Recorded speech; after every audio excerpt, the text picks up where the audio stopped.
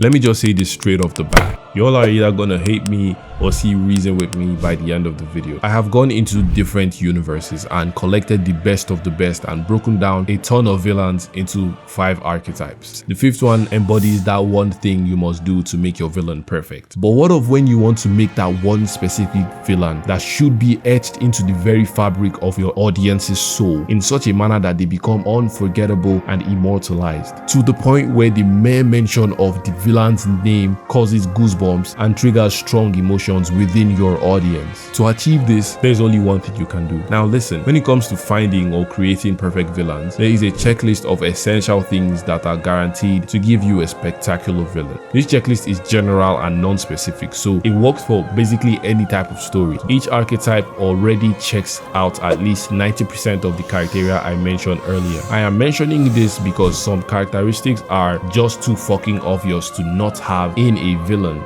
regardless of their archetype. And the reason why each archetype has its own characteristics is because there has to be some difference, right? If not, calling one villain morally grey and calling another villain pure evil will have no meaning to it. So with that in mind, let's begin.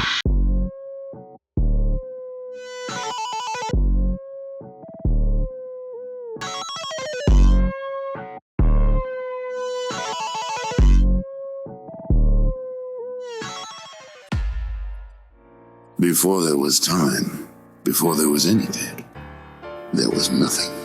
And before there was nothing, there were monsters. Let's define this archetype. The pure evil archetype consists of characters who embody malevolent and nefarious intent without any redeeming qualities whatsoever, and they have the power or notoriety to influence the world they exist in. This is very important, and obviously there is a plethora of characters I can fit into this definition, but I will only pick those I consider the best of the best in this field. Also, these characters need to have 3 characteristics I will soon mention that are vital for determining if they are truly and purely rotten to their very core. So the top contenders for the pure evil archetype include Doflamingo, whose entire nature is built around his god complex; Johan from Monster, who is the embodiment of a nameless monster hell-bent on consuming everyone it comes across. And then finally, we have Nemesis, who isn't so popular compared to Doflamingo and Johan, but in terms of evil, he surpasses them both, and you will soon see why. These characters I just mentioned represent absolute evil in their respective stories, but their shared characteristics are what makes them the perfect candidates for the unforgettable villain. I mean, they're all unforgettable, but we can only have one winner, right? You see, this archetype is arguably very difficult to execute because honestly, it's not so easy making a compelling villain who just wants to do evil for the sake of doing evil. And I think it is second only to the looming threat archetype in terms of difficulty of execution. This is because simply making them murder people is not enough, and realistically speaking, it is not very easy to grasp absolute evil because it is completely inhuman. You're never gonna meet someone like Sukuna, you're never gonna meet someone like Johan, hell, you're never gonna meet someone like Jack Horner. This is because these characters are unrealistic and they can only exist in the universe they are written in. But that doesn't stop this archetype from being one of the best archetypes for villains. Which brings me to my next point. There are important characteristics every villain is supposed to have, which are the ones you are seeing on screen. If you remember, I mentioned it earlier in the video. Now listen, there are even more super specific characteristics a villain who is pure evil is supposed to have. These characteristics include Miro, the hero. In this context, the villain should share similarities but remain different from the hero. In case you don't understand that yet, I'm gonna explain it, so just stick around, okay? Consistent malevolence. This means the villain should be unapologetically evil. Lack of empathy. The audience should not be able to sympathize with the villain. Now, you may be thinking, how do these villains portray this? So let's break each of them down. I'll talk about multiple villains but focus on the best 3 that portray pure evil. This is so I can give a broader understanding. I'll also use these characters to focus on each characteristic, especially the ones that they really hammer down, because sometimes you have some villains that portray one particular characteristic more than the other, so it's only fair I do that, right? And rest assured, I'm still going to show you the other characters I think deserve an honorable mention, because realistically speaking, I cannot put all the pure evil characters in one video video. I'm not trying to make a 4-hour video right now, so you have to bear with me. First off, we're gonna start off with, you guessed it, Don Quixote Doflamingo. I know a lot of people will try to correct me about my pronunciation or pronunciation. Please do that. You know, please leave more comments.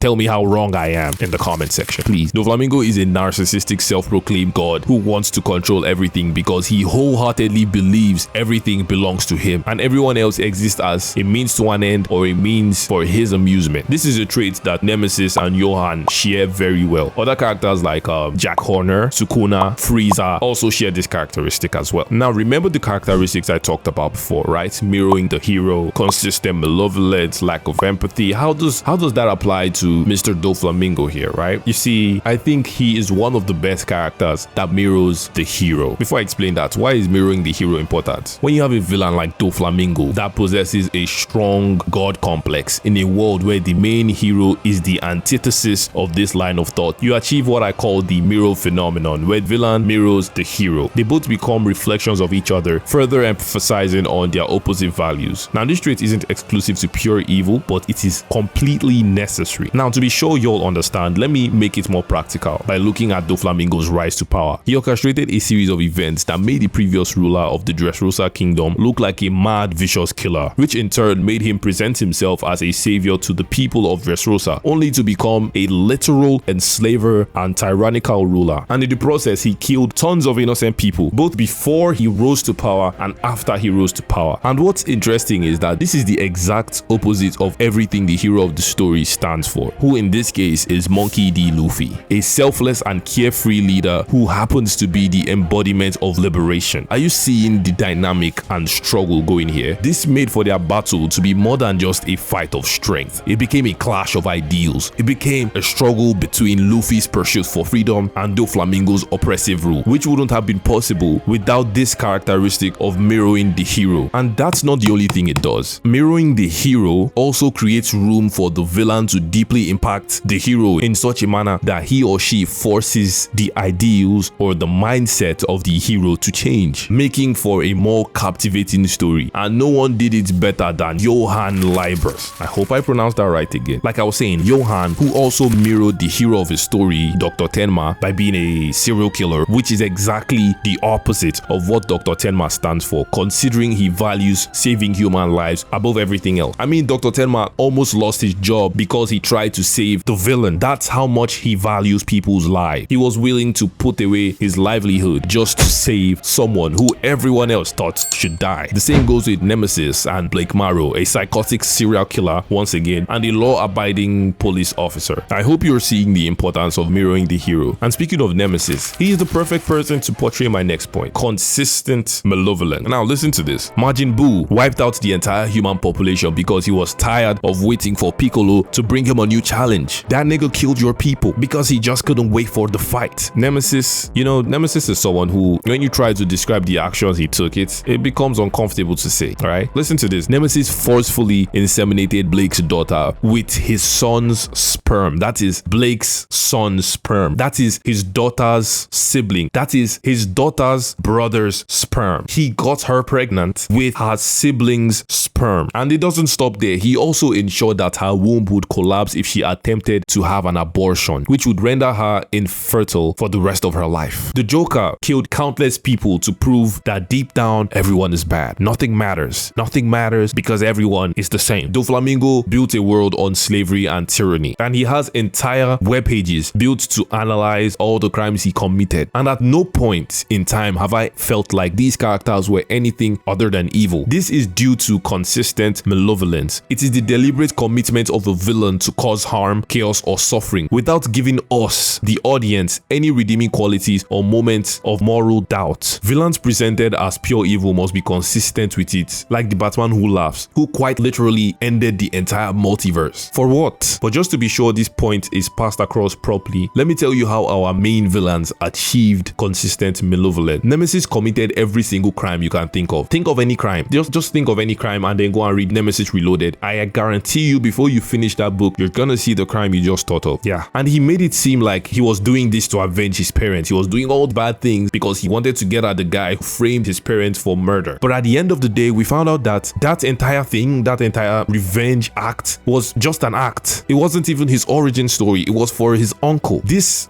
right here was revealed at the very end of the series, or rather towards the end of the comics, and it was like, all those kids you killed, all those people you killed, the nigga you buried alive, all those many people you mutilated, all the evil shit you've done, it was all for what? But how about Johan?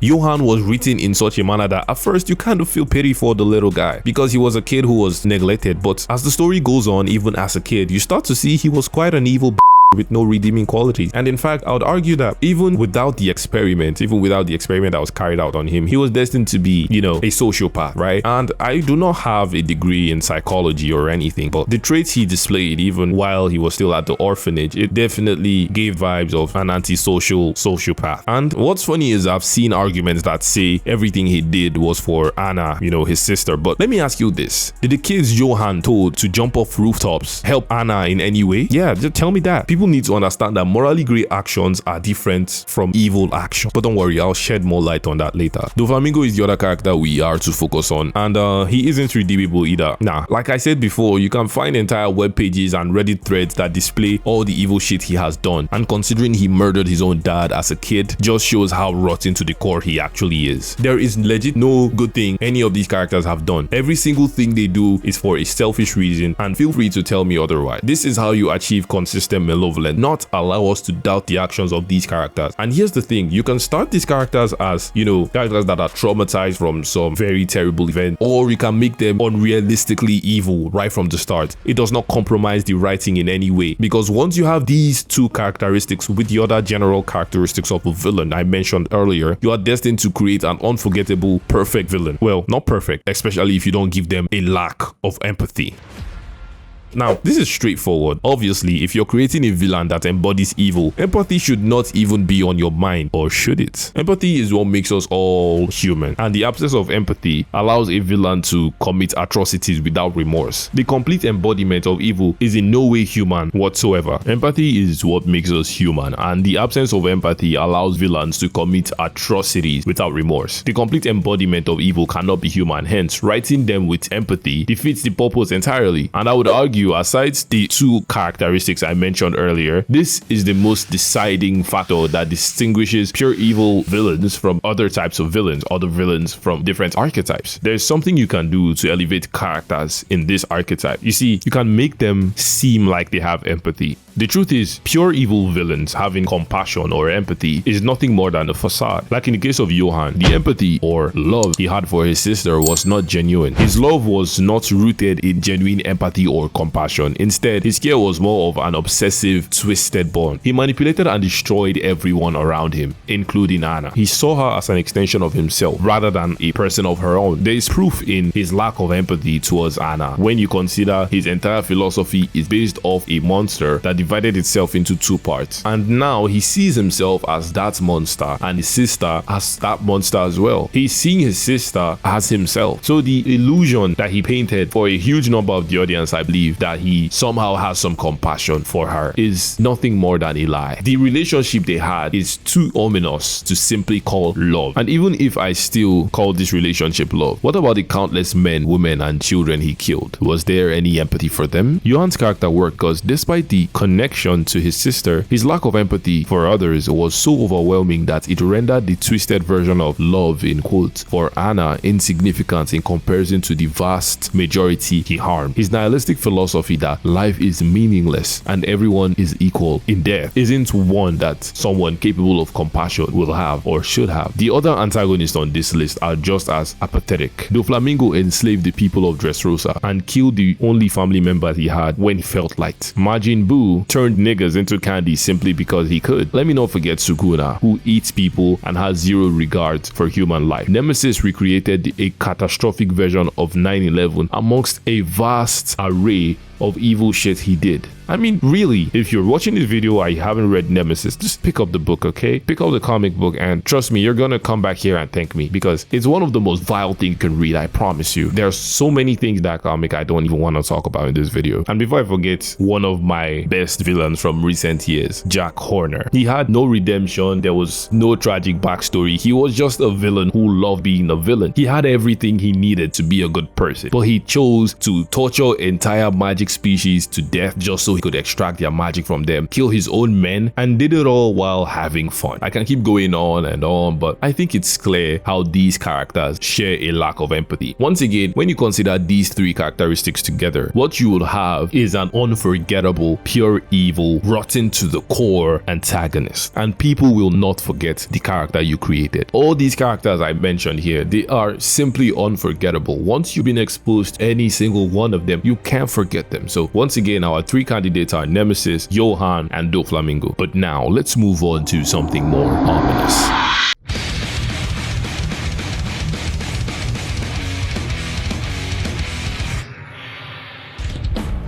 Dread it, run from it, destiny arrives all the same. And now it's here. Or should I say, I am. Alright, here's the thing. I'm gonna keep it real with y'all. Looming threat villains are not easy to write, and even explaining them is a bit tricky, because I'm gonna have to be dwelling on the characteristics that make them so great and take less time talking about the villains themselves because they are more complex and have less presence. But let's define what they are and the characteristics they should have. A looming threat villain exerts a constant pervasive sense of danger without fully being present or directly confronting the hero at the beginning or throughout much of the story. In fact, we can see this to be true with a handful of villains like Gustavo Fring, the Lich, and even John Doe. For this archetype, we rarely get to know their full capabilities, but we feel anxious at their presence, mention, or any interaction with any of such villains because we've seen a glimpse of what they can do. A great example of this is the Demogorgon and Vecna. If you've seen Stranger Things, you will know Vecna got a very limited presence for more than half the show, yet the tension, dread, and fear he gave us was unlike any other. And if we, the audience, felt this dread and fear from Vecna, imagine what the characters in Stranger Things actually felt. Think about that for a sec. And another thing is, the looming threat archetype can further be divided into two subcategories. The first being the villains who are hidden in plain sight but are secretly the most dangerous people in the story, such as John Doe once again and Gustavo Fring. The other type includes villains who the narrative has already set up to be so powerful or extremely influential to the point they don't do much because their mere interaction or presence spells certain doom for the world they exist in. This includes characters like Darkseid, Emperor Palpatine, the Night King, Sauron, and the Lich. Now, with all that in mind, Gustavo Fring, the Lich, and Eobardon are my three main picks for this archetype, Gus being the best of the three. The Lich will be difficult to explain due to how limited his presence is. Now, looming threat villains are limited on their own when it comes to their screen time and presence within the story, but the Lich takes it to a whole new level. He barely has any presence in Adventure Time at all, and I'll get to it. Now, this is kind of an issue. I should choose another villain, but I won't back down from the challenge. And I know a lot of y'all Bleach fans want me to speak about Aizen in this archetype, but he still comes up later, so you can put your bola back in your trousers, okay? Now remember the two definitions I gave earlier. Keep those in mind. And now the characteristics, the main components of what makes looming threat villains different from other archetypes. The first factor or component is psychological impact. The second is imminent danger. And the best factor is tension. In fact, the other two factors are concepts within tension when you're speaking about this archetype as a whole. But for the sake of simplicity, I will treat them as though they were different factors entirely. So now let's define tension. In this context, tension is emotional strain caused by the anticipation of danger from a villain, which arises from uncertainty, the fear of the unknown, and the villain's indirect but pervasive influence over the unfolding events in the story. So rather than engaging in flashy confrontation, the unease/tension they build up is what makes them unforgettable and quite frankly separates them from other archetypes because no one else is supposed to put you on the edge of your seat like the villains in this archetype. And I cannot stress this enough. These villains are not meant to be present for most of the story. Like the Lich. Remember, I said he already had a very limited presence. The sum of his appearances in Adventure Time is less than 30 minutes from what I could see online. Keep in mind, this show is 10 seasons long. How about Gus? He was put as number 8 when comparing how much screen time Breaking Bad characters have within the series. Reverse Flash, Gustavo Fring, and the Lich all create tension, both for the audience and for the characters in their respective universes. They do this by being villains who operate using manipulative tactics, unpredictability, and a vast amount of power, all while maintaining a very limited presence for the audience, the hero, or even both sides. In the case of Gus, he hides his brutality behind a professional, composed front, making his outburst of violence even more shocking. The audience, like myself, feels unease because of his cold control, and the characters within the show are always on edge around him, knowing he could strike without warning. For Reverse Flash, he was always there, but never to Barry. Barry never knew who the man in yellow was, the man who was hell-bent on ruining his life. CW managed to make Reverse Flash obvious to us, but oblivious to Barry, and the tension he created was truly unmatched. And the fact that he could kill Barry or anyone Barry loved at any given moment made it all the more better. Then the Lich. The Lich doesn't have personal motives or complex desires. He just wants to destroy everything. He doesn't need to constantly fight or chase the heroes to be terrifying. When you couple what I just said with his insane powers, Fall. and his very limited presence, the stakes are always high whenever he shows up, because his success means the end of all life. And you see, the writer or the writers of Adventure Time did this masterfully, because if we saw the Lich too many times and he failed so many times, his impact will be dwindling more and more. But because of how limited his presence was within the series, each time his plans were thwarted felt like a temporary setback. Let's go over how they embody these characteristics. How are they achieved? Psychological impact. Starting with Gus again, he impacts everyone psychologically due to how forgettable he makes himself within the universe of Breaking Bad. When he was introduced, nothing about him stood out. He was entirely hidden in plain sight, which gives the illusion of powerlessness and safety. But that changes when you realize what he truly is. Remember when Gus killed Victor in front of Walt, Jesse, and Mike? Victor, one of Gus's trusted men, was murdered not because of some grand betrayal or a personal reason, but because he was seen at a crime scene, which made him a liability, and Gus had to take action. And by doing this, he conveys a clear message. When you become a liability, he is capable of extreme violence, regardless of how close you think you are to him. Victor had been around longer than any of the other characters here. He had been there before Mike, he had been there before Jesse, and he had been there before Walt, which means he is supposed to be the closest person to Gus. But Gus wasted no time to eliminate the potential issue Victor posed to be. And I think there are other ways that Gus could have gone about this, but he killed him intentionally in front of all these niggas because he wanted to pass on a message, which he did. I don't need to spell out how this impacted both Jesse and Walter White, who went on a whole 12 episodes in constant fear, meticulously planning how to kill Gus and also how to save his family, which further led him down the path to Breaking Bad. And remember, a good villain, regardless of archetype, forces characters within their story to grow. And Gus, he made Walter White evolve. Walter learned the hard way that in order to survive in the criminal world, he had to become as ruthless as Gus, if not more so. Walter's growing paranoia and eventual violent tendencies were shaped by Gus's threats, as Gus made it clear, like I said, that there was no room for weakness. This prompted Walter to evolve from a man who initially hesitated to kill into one who could eliminate his enemies without remorse, as seen when he orchestrated the death of Gus. Let's move on to imminent danger. For this, I'll use the Lich to explain. And yes, I know the Lich is the literal embodiment of evil, being a catalyst comet like Finn, and he should have a place in the previous archetype. Look, I don't want to ruin the surprise, but you can be rest assured that I, Michael,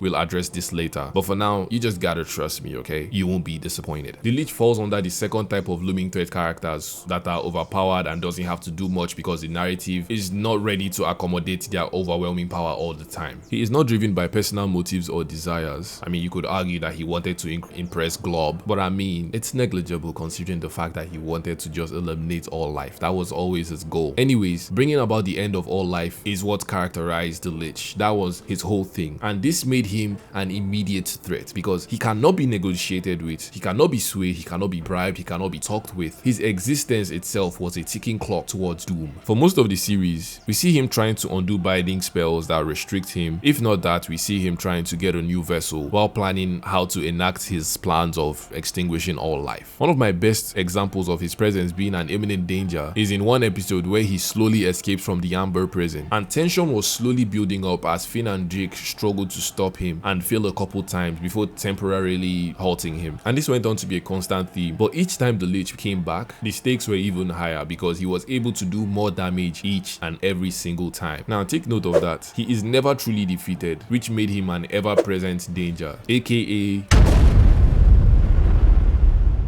Speaking of ever-present manipulators, we can't leave out Eobard Thawne. His entire life is dedicated to making Barry's life miserable. Remember, Reverse Flash infiltrated Barry's life as Harrison Wells in season 1. The tension was building as Barry and his team remained oblivious to the fact that their number one enemy was under their noses. Remember, Reverse Flash infiltrated Barry's life as Harrison Wells in season 1. You know, the professor who is trying to help you learn how to use your powers for good, which was the ultimate facade, honestly. And the tension kept building up as Barry and his team were oblivious to the fact that, or of the fact that, their number one enemy was under their noses. Every time Wells helps or advises Barry, it just felt like a ticking time bomb, with the audience anticipating catastrophe. But the thing is, we were always uncertain of when it would finally strike. And this went on until Barry found out Harrison's true identity. And even after his initial defeat, Reverse Flash returns in later seasons, which you can argue are either good or bad. But the point is, they kept showing that no matter how often Barry wins, his nemesis was never truly gone. In their respective shows, Reverse Flash, Gus Fring, and the Lich were more than just villains. They were catalysts for the evolution of their protagonists and the narrative itself. Each character deepened the psychological, moral, and existential stakes of their stories, creating tension and conflict that pushed their heroes or protagonists to their limits. They embodied complex and sometimes, like in the case of the Lich, simple threats that transcended typical villainy, making their respective shows richer, more layered, and quite frankly, unforgettable.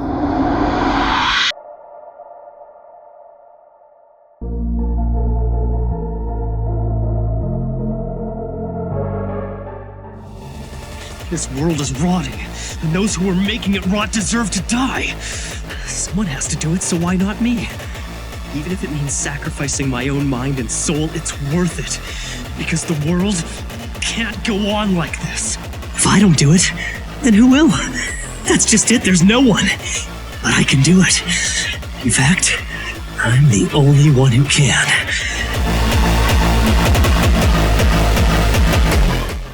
Corrupt Hero is one of the more common and, I would say, easy archetypes to make. But when done properly, we get very iconic villains. We can put the likes of Sinestro, Madara, Gore the God Butcher, and so on as iconic villains that are corrupt heroes. But what characteristics make them distinct from other archetypes? Misguided heroism. They always, and I mean always, start with noble desires, like trying to make a great change or positive impact on some defined parameter, which is usually something along the lines of ending wars or something. But the problem surfaces when you look at the methods they are willing to use to achieve said goals. Compromised morals. A corrupt hero blurs the lines between good and evil, often sacrificing their morals or ideals to achieve their goal, just like justifying cruelty and using some very extremist methods for both good and bad things alike. Yes, corrupt heroes are not always trying to do good. Self-righteousness and self-justification. They believe they are doing the right thing, convinced that their vision justifies any means necessary, even if their actions cause harm or spiral out of control. After hearing these characteristics, you might ask yourself,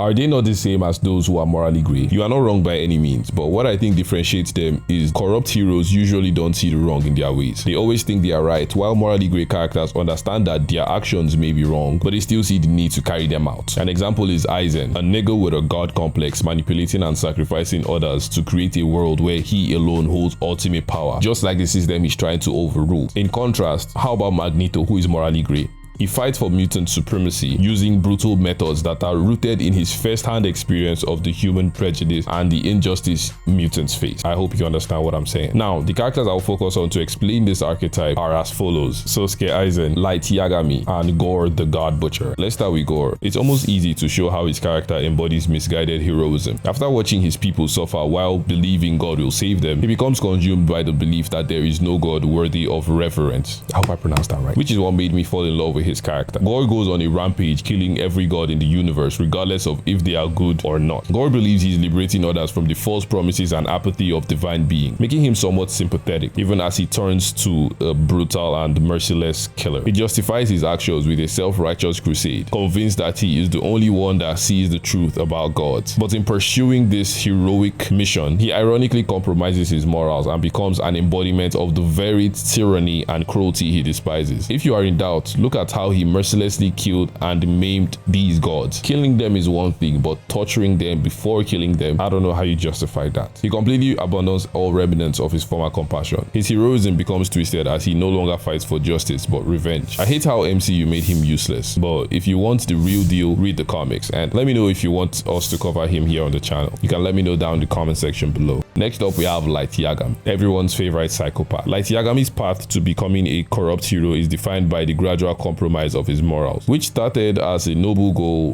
eradicating crime to create a peaceful world. And yes, he did start off as morally grey, but once again, I have a good explanation for putting him here. You just need to trust me. When he obtains the Death Note, Light sees himself as the savior of society, targeting criminals who, in his eyes, deserve punishment. And honestly, I do agree with him here to some extent. Yeah, so me. However, his pursuit of utopia changes as he starts to justify killing innocent people as well to protect his identity and maintain his power. Light's morals are compromised when the mission shifts from justice to self-preservation and domination. His god complex grows, which makes him convince himself that he alone is entitled to decide who lives and dies. Ultimately, his transformation into a corrupt hero is not driven by justice, but the need to enforce his own twisted version of order. And finally, Sosuke Aizen.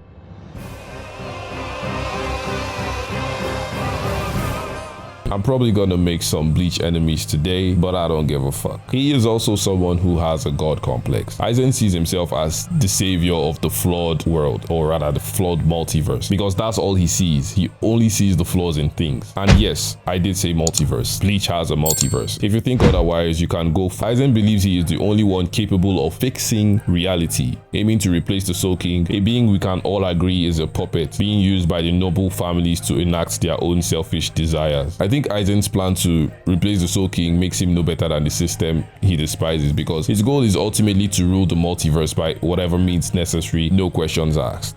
Don't get me wrong, the idea of removing the puppet ruler is good, but committing all these crimes to become an authoritarian figure doesn't seem that much better to me. It's like removing a bad system to put another bad system. It's like going from Buhari to Tinubu. Bro, okay, no, Buhari to Tinubu is actually worse. At this point, we need the Soul King and the noble families to rule Nigeria. Anyways, Aizen is a corrupt hero because he starts with a goal that seems noble, but quickly sacrifices any genuine morality in favor of his own power and ego. His heroic intentions become nothing more than a mask for his ambition, making him as oppressive as the system he despises. And now we go into... I am the danger.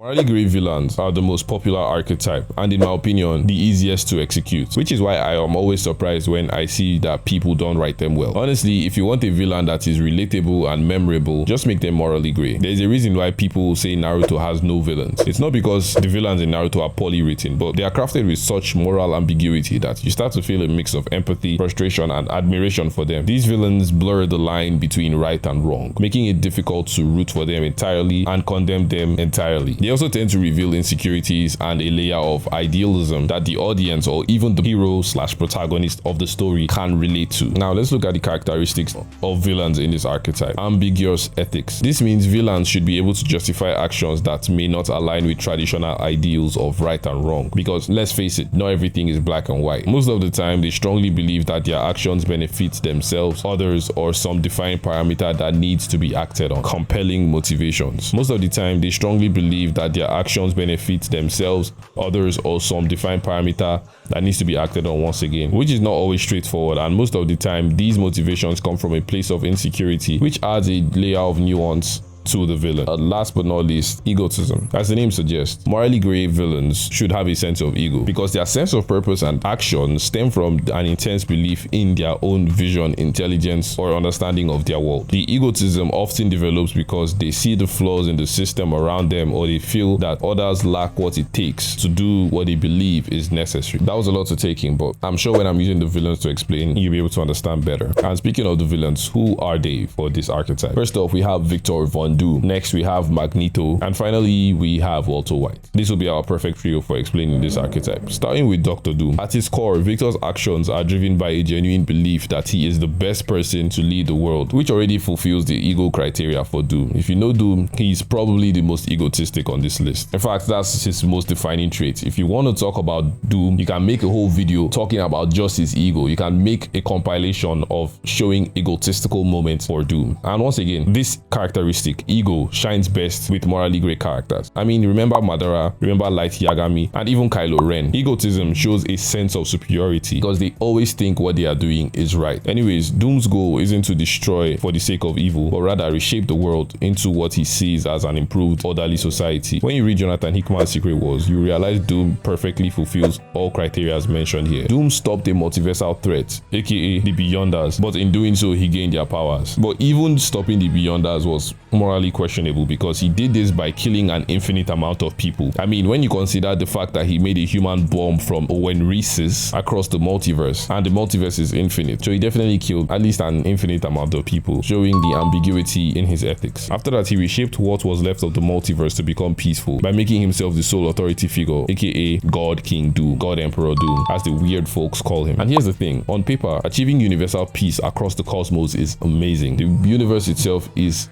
engrossed into entropy, but the problem was how the peace was achieved. Doom didn't hesitate to kill, manipulate, or control reality itself, leaving no one within this new world or this new universe with free will. And once again, consider the fact that he had to kill an infinite amount of Owen Reese's too, only for him to turn what was left of the multiverse to, I don't know, a puppet show. And at the end of the day, he is haunted by his own limitations, and he is still obsessed with what Reed Richards is gonna say about him. This reveals Doom's painful self-awareness, adding depth and complexity to his motivations. What about the mutant activist, Magneto? Well, his worldview is shaped by the first-hand experience of genocide and oppression from humans. X-Men fans know he's a Holocaust survivor. Anyway, this trauma fuels his determination to prevent mutant discrimination and harm. I don't think it gets any more relatable than this, honestly. You have to be beyond blind to not see how this parallels societal issues such as racism. Now, while Magneto's anti-racist movement is very relatable, his methods frequently cross moral boundaries. He believes that mutants are superior to humans, and sometimes he sees, in fact most times he sees violence as a necessary response to human hostility. Honestly, this alone fulfills our 3 criteria at once. But leave a comment if you want us to do a full breakdown on his character, because there's so much to talk about when it comes to Magneto. Moving on to Walter White. He is one of those characters that fits more than one archetype, but remember,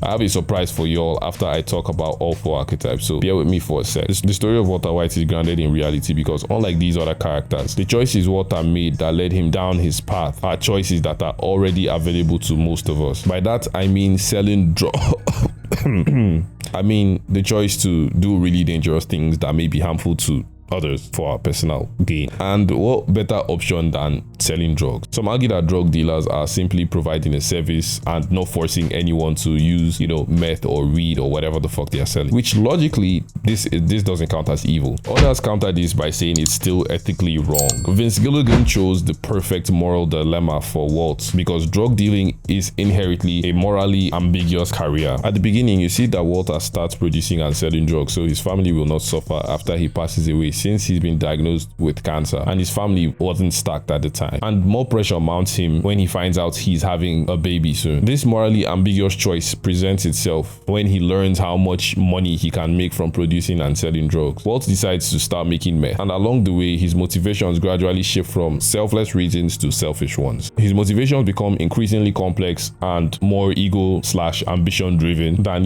a selfless act from a man dying of cancer that doesn't want his family to suffer. An example of this ego-driven version of himself is when he killed Mike because he felt insulted by what Mike was saying to him. And as time went on, his need for power and recognition begins to overshadow his original intentions. He already had more than enough money to stop the whole operation, but he kept justifying his continuous acts by claiming he was protecting his family, even though he frequently put them in harm's way. His justification transforms into an excuse, as his choice reflects a hunger for power, and which more than satisfies all 3 characteristics and probably even more.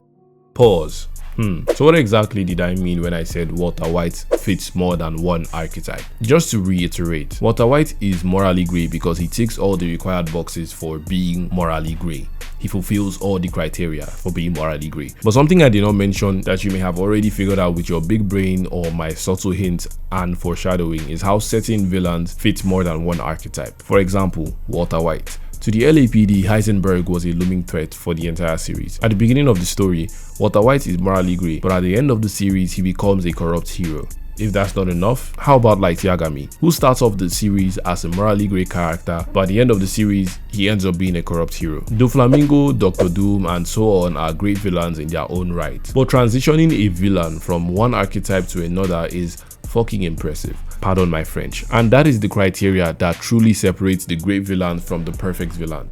Here's the thing, Doflamingo, Dr. Doom, and characters who fit just one archetype are great villains in their own right. I cannot overstate this. These villains are still S tier, but by combining all 4 villain archetypes or taking villains through more than one archetype during a story can create a much more richer and memorable antagonist. Why? Well, it gives the character layers that make them feel real, unpredictable, and emotionally gripping. Sit down and think about it. Compare Johann Liebert with the best one archetype villains you know. Compare Walter White with the best one archetype villains you know. Compare Light Yagami to the best one archetype villains you know. I mean, I could keep going on and on. So by blending or transitioning through these archetypes, the story pulls the audience into the villain's journey. Again, you can do this with one archetype, but when you see a villain move through more than one archetype, it feels much more real because us as humans, we are not that simple. Each and every single one of us is very, very, very, very complex. We are all very unique and we are all very complex. So when we see villains have traits of more than one archetype, it adds this complexity, and I just can't describe how good it is. A looming threat becomes personal. A morally grey character turns horrific. A monster ends up believing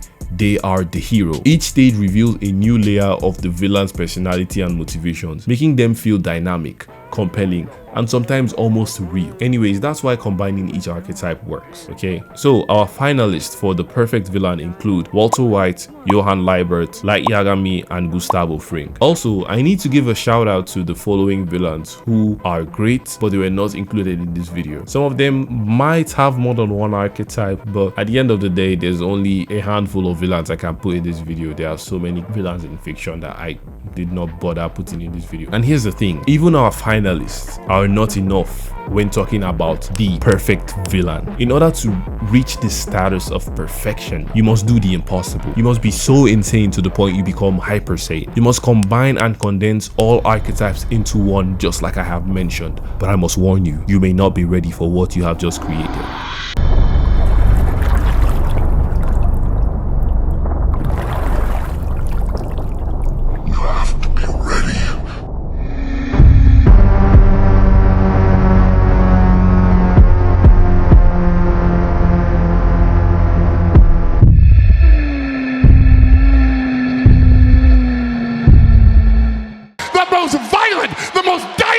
The most dangerous, a beast slayer, a conqueror's conqueror, the goat of all goats. Whoa there, Paul. I have to stop you right there, okay? I feel like guts will cut my guts open if I let you call Griffith the goat of all goats. So anyways, this is it, guys. I mean, it was really hard coming to this conclusion, but when you think about it, what other villains embody all 4 archetypes I mentioned in this video the way Griffith does? And yes, this is the 5th archetype that you've been waiting for. You're joking. Not another one? I don't know how long the video is right now. I know it's gonna be a long video. Really, nigga? But this is what you waited for. This is what all you niggas have been here for, so buckle up. You see, Griffith did what everyone else did not do, which is transition from each archetype almost flawlessly. He first started by introducing himself, or he was first introduced as a morally grey character while simultaneously being a corrupt hero. Yes, he was those two things at the same time. Then he transformed into an evil ass nigga, and he later became a looming threat. All these events took place after the eclipse, okay? I know some of you may still be in doubt, so let's break it down. Griffith started off as a morally grey character. He also had some love for the Band of the Hawks. Yes, he had love for the Band of the Hawks. And I have a feeling that a lot of Berserk fans will think I'm lying and will simply not agree with me, but when you think about the Night of the Eclipse, and when you think about how sacrifices work, sacrificing the Band of the Hawk would have been useless to the God Hand if Griffith did not care for them to some degree. Griffith did not care for them to some degree. He Anyways, moving on from that. Traits like egotism, ambitious ethics, and compelling motivations were clearly visible within Griffith, especially when you see how Griffith's narcissism can be equated to egotism. What narcissism? Well, up until he lost to Guts, he always saw himself as the top guy, the top G. He saw himself as the best. He wasn't too cocky about it, so it might be a little bit hard to notice, but he was a narcissistic sociopath, okay? Oh, and before I forget, I did not mention that Griffith had the Band of the Hawks knighted by the king, which is super significant considering that mercenaries are usually looked down upon in general, especially in this world. So getting them knighted isn't something he would do for, you know, a group of people he did not like or a group of people who he did not care about. Yes, it was also for his own ambition, but yeah, just keep that in mind, okay? Moving on to how he simultaneously embodied the corrupt hero archetype. The thing is, how Griffith combined these two archetypes was through his grand vision and compromised morals. For example, do you guys remember when he spread his legs for King Ganon, the great grandfather of Diddy Combs? He did not do this because he likes overweight PDFs. He did it because he needed the money for his crew, and he was motivated by the reduction of possible casualties, which does have a good amount of selflessness in it. And speaking of words that have self as a prefix, I cannot say Griffith fulfills the criteria of being self-righteous.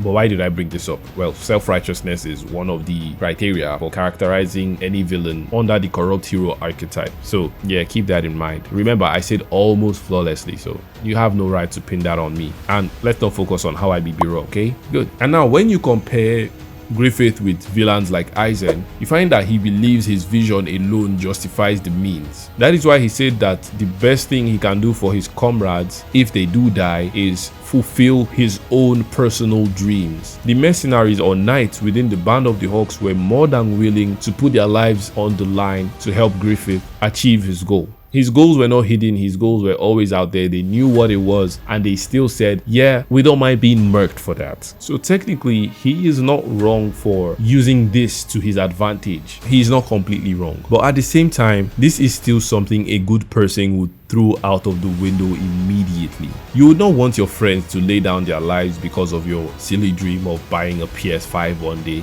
even if they are batshit crazy enough to agree to, you know, die for you to get I don't know, a new fridge or something. As a good person, you're not going to do that. And guess what? Griffith is not a good person. Fun fact, this exact line of thought is one of the things that helped the God Hand to convince him to finally become Femto. Anyways, last but not least, under this corrupt hero thing, Griffith ultimately uses his heroic, dream-fulfilling facade as a mask for his ambition. And the combination of all these things makes Griffith not just morally grey, but a fully realized corrupt hero. Now, as for pure evil, do I really need to tell y'all niggas how evil this man was? Now listen, betraying the Band of the Hawks is one thing, but condemning their souls to hell for all eternity, it doesn't get worse than that. It really doesn't. The gravity of this shit is insane because they were like a family. These are people that would have put their lives down for him at any point in time if the need was there. And he did not think twice about doing this entire thing, which automatically fulfills the lack of empathy requirement straight off the bat. You don't even need to think about it. Just once you hear this or once you read this, boom, that's it. He's pure evil.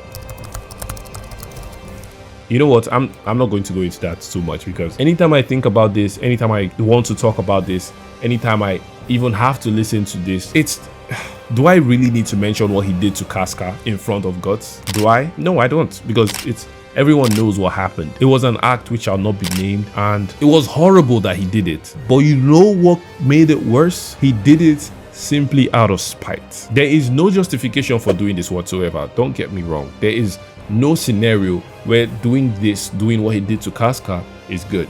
But doing this in front of Guts out of spite to make him emotionally unstable to get to him is, I just can't put into words how bad this is. And not to mention the icing on the cake. Griffith released demons onto humanity. He made sure that all the demons that were dormant in wherever the fuck they were came to Earth, came to, you know, whatever kingdom this is. And now they reside here, eating everyone, sucking everyone's blood, brutalizing everyone. And I don't need to go further, do I? Because if I want to sit down here all day and talk about how terrible Griffith is, this video is definitely going to be a 3-hour video. So I don't need to go any further, okay? For my own mental health. Now, how about looming threats? It's almost self-explanatory the same way pure evil is self-explanatory, you know? The most difficult part about explaining Griffith is the morally grey and corrupt hero aspect. But you see, pure evil and looming threats. Anyways. This, you see, post-eclipse Griffith is now Femto, right? Common knowledge. A new demonic being who is extremely powerful and rarely ever shows up. But we know it being Femto and the God Hand are an ever-present threat to Casca and Griffith, as they have been branded with the mark of sacrifice. Which means if they don't find a way to remove this mark, which by the way has never been removed before, they will inevitably suffer a brutal fate at the hands of the God Hand. Which, newsflash, Femto isn't part of. This alone fulfills the tension criteria. Now, the feeling of imminent danger that Femto and the God Hand can come at any moment really has a toll on characters like Guts and Casca. Think about how Gustavo Fring's composed but brutal nature left Walter White in perpetual fear. Femto's ever-present malice keeps Guts on edge, forever haunted by his betrayal, which is also forcing Guts to prepare obsessively for an inevitable encounter. Not to mention how psychologically impactful the trauma Femto caused Griffith and Casca, and really the entire audience really is, because I was traumatized. Anyways, back to Femto.